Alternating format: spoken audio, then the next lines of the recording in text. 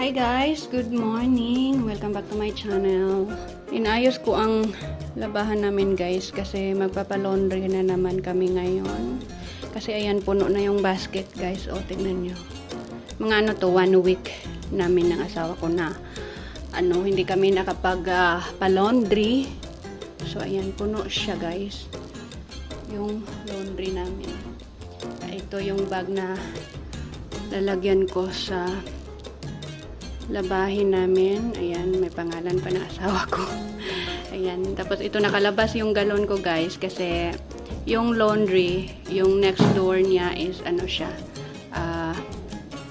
refilling station. So dadalhin ko na lang to para pa-refill ako kasi wala na kaming tubig dito sa bahay. Meron pa isang ganito na lang pero madali na yun maubos. So dadalhin ko to at ipapadeliver ko na lang sama sa laundry kasi ipapadeliver lang namin.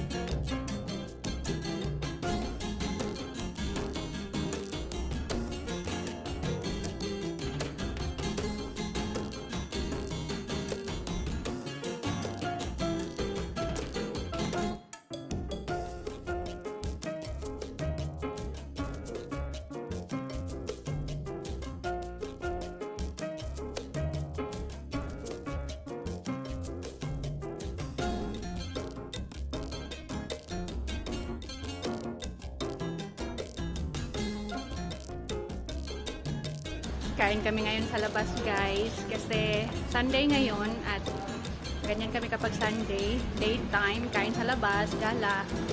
So, lalunch tayo sa labas. Dito kami ngayon sa Magpapa Town. Lalakad kami guys kasi naghahanap kami ng restaurant dito.